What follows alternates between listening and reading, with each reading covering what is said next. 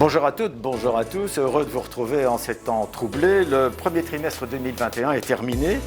Qui aurait cru il y a un an, au moment où la crise du coronavirus nous tombait dessus par surprise, qui aurait cru qu'un an après, nous en serions là où nous sommes aujourd'hui? Pratiquement tout ce qui a été perdu a pu être retrouvé. Seulement voilà, les marchés financiers, ils ne s'arrêtent jamais, ils n'arrêtent jamais de fonctionner et ils créent tout le temps de nouveaux défis. Eh bien, nous allons examiner quelques-uns de ces nouveaux défis avec le professeur Michael Petitjean, qui est professeur de finance à Lille et à l'UC Louvain et Chief Economist chez Waterloo Asset Management. Comme chaque fois, cette vidéo est une production de Waterloo Asset Management.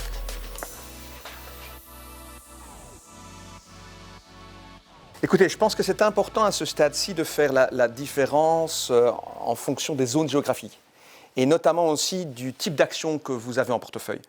Le marché américain est historiquement cher, il n'y a pas de doute là-dessus.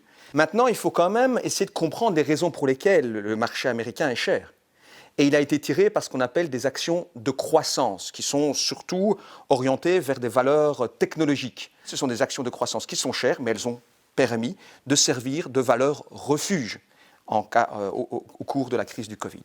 Et à côté de ça, vous avez des actions dites de rendement, qui sont des actions un peu plus traditionnelles, orientées dans des secteurs plus cycliques et qui offrent généralement des dividendes un peu plus élevés. Ces actions-là, en fait, sont à la traîne par rapport aux actions dites de croissance. Et il y a donc encore une rotation qui est à faire sur ce plan-là, qui pourrait être malgré tout intéressante, même sur le marché américain. Le marché des actions en Europe est environ 2 fois moins cher qu'aux États-Unis. Lorsqu'on regarde le rapport cours-bénéfice, c'est environ 2 fois moins cher qu'aux États-Unis. C'est à peu près le même écart lorsqu'on regarde le marché chinois.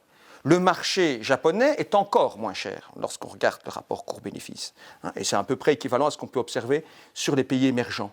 Donc on voit bien qu'il y a quand même là une complémentarité intéressante lorsqu'il s'agit de construire un portefeuille diversifié qui a du sens sur le moyen terme.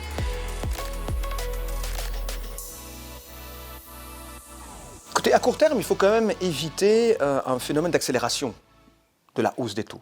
On a effectivement enregistré une hausse des taux qui est non négligeable. Mais il faut constater quand même malgré tout que la stabilité sur les marchés est toujours là. C'est lié à la réaction, encore une fois, des banques centrales, notamment du président de la Federal Reserve, Powell, qui a clairement indiqué qu'il n'y aurait pas d'augmentation des taux aux États-Unis avant 2024.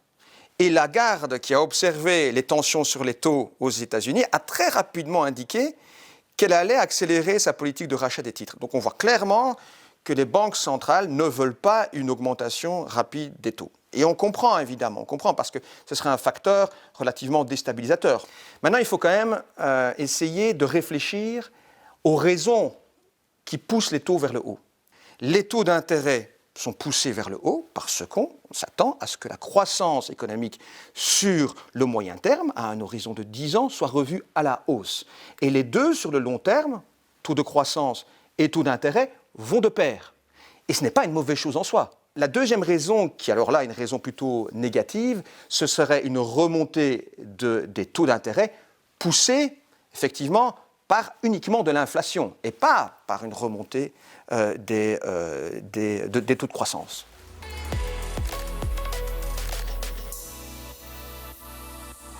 J'en avais parlé au début de l'année. J'avais dit, écoutez, il y a effectivement un risque de pression sur les taux liés à l'inflation. Et on l'a vu beaucoup plus rapidement que je ne le pensais, je le reconnais volontiers.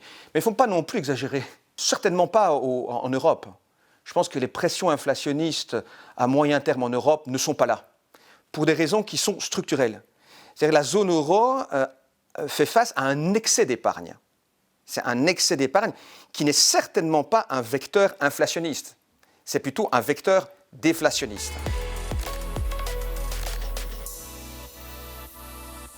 Oui, elle sera là. Elle sera là et les chiffres vont impressionner. Vont même très impressionner parce qu'on est en train de revoir à la hausse les chiffres de croissance attendus à la fin de l'année. Mais ce sont des raisons aussi qui sont mécaniques. C'est-à-dire que quand, quelque part, vous touchez le fond, évidemment, l'effet de rebond est impressionnant.